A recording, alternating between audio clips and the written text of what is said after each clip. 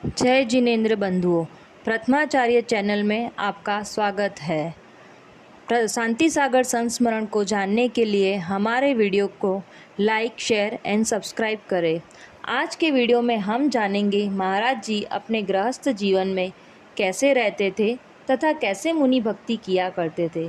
प्रस्तुत प्रसंग हमने चारित्र चक्रवर्ती पुस्तक से लिया है, जिनके लेखक दिवंगत पंडित सुमेरु चंद्र दिवाकर है।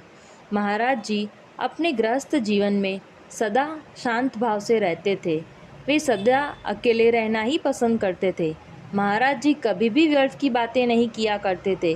वे सदा शास्त्रार्थ के हेतु लोगों के पास बैठते थे। इनके वचनों पर सभी को अपार विश्वास था। वे सदा न्यायपूर्ण बातें किया करते थे, जिससे सभी लोग उनकी बात का मान रखते थे। वे सदा शास्त्र पढ़ते हुए पाए जाते थे। ध्यान करने में उनकी पहले से ही रुचि थी। वेदांती लोग उनके पास आकर चर्चा करते थे। वेदांत प्रेमी रुद्रप्पा महाराज की बड़ी घनिष्ठता थी। महाराज के उपदेश के प्रभाव से वह छान कर पानी पीता था।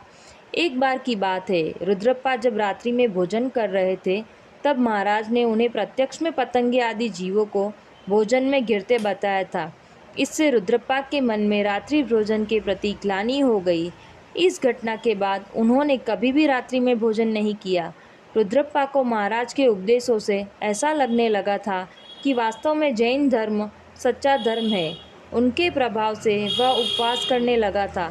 जब वह प्लेग में बीमार हुआ, तब महाराज ने उसकी आत्मा के लिए कल्याणकारी जिन धर्म का उपदेश दिया था। मुनिराजों पर महाराज की बड़ी भक्ति रहती थी।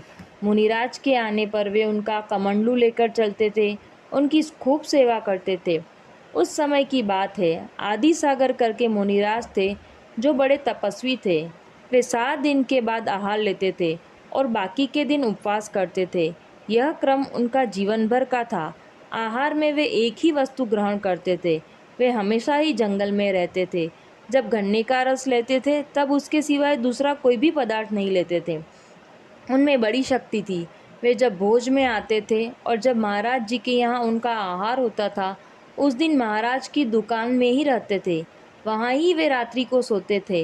महाराज जी भी उनके पास ही सोते थे और निरंतर उनकी वैयावृत्ति और सेवा करते थे। दूसरे दिन महाराज जी उनको दूध गंगा और वेद गंगा नदी के संगम के पास तक पहुँचाते थे।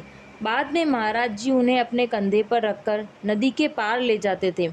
महाराज जी आदि सागर जी महाराज की तपस्या से बड़े प्रभावित थे।